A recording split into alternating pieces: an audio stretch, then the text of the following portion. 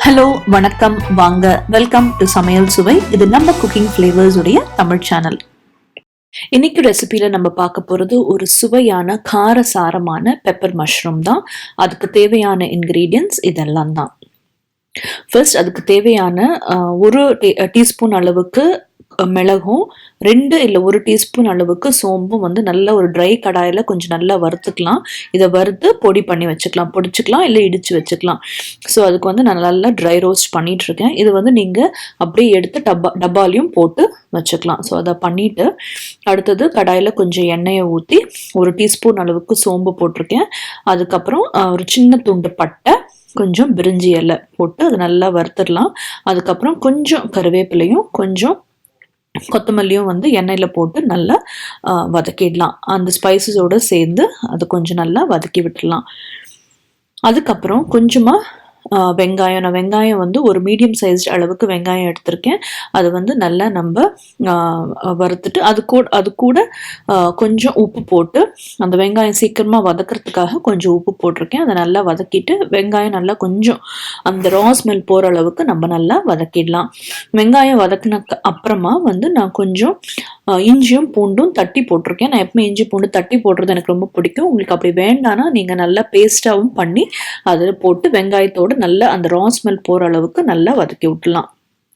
அதுக்கப்புறம் கொஞ்சம் தேவையான அளவுக்கு ஒரு டீஸ்பூன் இல்லை 1/2 டீஸ்பூன் அளவுக்கு மஞ்சத்தூள் போட்டு நல்லா வதக்கி விட்டுடலாம். இப்போ வந்து நான் ஒரே ஒரு தக்காளி, ஒரு மீடியம் சைஸ் தக்காளி, நாட்டு தக்காளி வந்து நான் போட்டிருக்கேன். நல்லா கையில் கொஞ்சம் பிழிஞ்ச மாதிரி வந்து நான் போட்டிருக்கேன். இது வந்து ஒரு ட்ரை ஃபார்ம் ஆஃப் ரெசிபி தான், அது கிரேவி ரெசிபி கிடையாது. அதனால நான் ஒரே ஒரு தக்காளி, சும்மா அந்த டேஸ்ட்டும் ஃப்ளேவருக்காக மட்டும்தான் ஒரே ஒரு தக்காளியை நான் போட்டிருக்கேன். அதுக்கப்புறம் தேவையான அளவு மிளகாப்பொடி. என் மிளகாப்பொடியில் வந்து தனியா பொடியும் இருக்குது. அதனால தனியாக இருந்ததுன்னா நீங்கள் தனியாக தனியா பொடியும் ஆட் பண்ணிக்கோங்க.